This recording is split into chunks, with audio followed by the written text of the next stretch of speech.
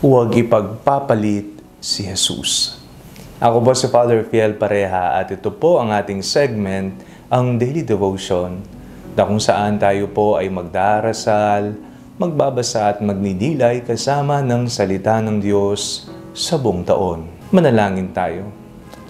Sa ngalan ng Ama, ng Anak at ng Espiritu Santo. Amen. Halina, banal na Espiritu, liwanagan mo ang aming puso at isip, nang maunawaan at may sa buhay namin ng iyong salita.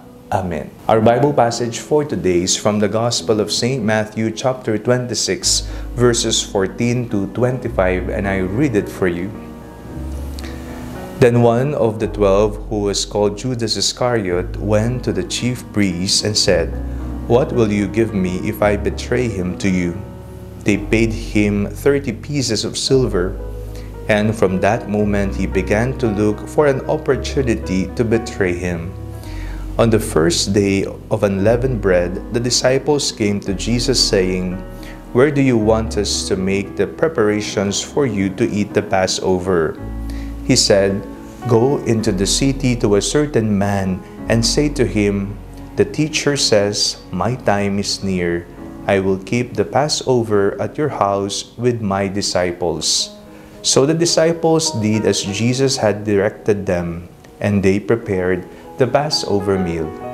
When it was evening, he took his place with the 12, and while they were eating, he said, "Truly I tell you, one of you will betray me." And they became greatly distressed and began to say to him one after another, "Surely not I, Lord." He answered, "The one who has dipped his hand into the bowl with me will betray me. The Son of Man goes as it is written of him.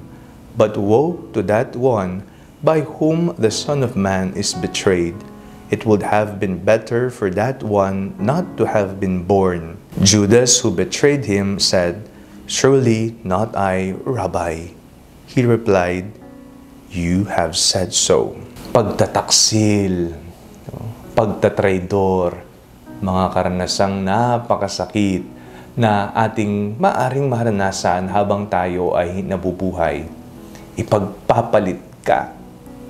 Ipagpapalit ka ng asawa mo sa iba, kahit na may mga anak kayo. Ipagpapalit ka ng kaibigan mo sa salapi o sa ibang makamundong bagay.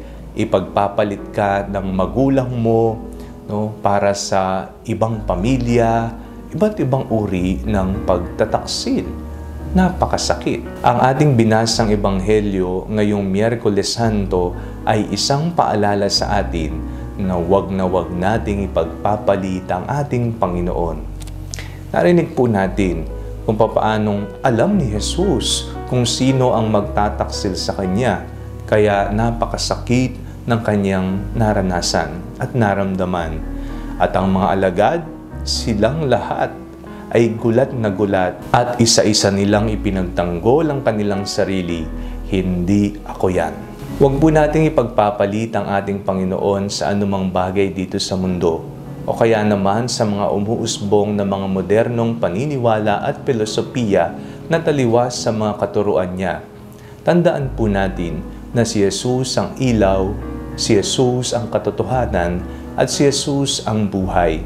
Siya ang gagabay sa atin patungo sa buhay na walang hanggan. Kaya, wag nating ipagpapalit ang ating Panginoon sa mga lumilipas na mga bagay, paniniwala o filosofiya. Manalangin tayo. Panginoong Jesucristo, turuan mo ang aming mga puso na wag kang ipagpapalit sa anumang bagay at paniniwala dito sa mundo.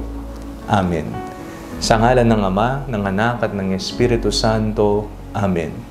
Huwag po ninyong kalimutang i-like ang video ito, mag-comment po kayo and share it with your family and friends.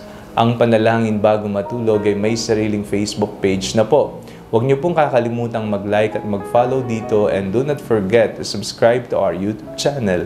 I-click niyo lamang po ang link na nasa description ng video ito, o kaya naman po just search Father Fiel Pareha. At kung nais niyo pong maging updated sa ating pagpapahayag, you can join our broadcast channel dito po sa ating Facebook page. God bless you po.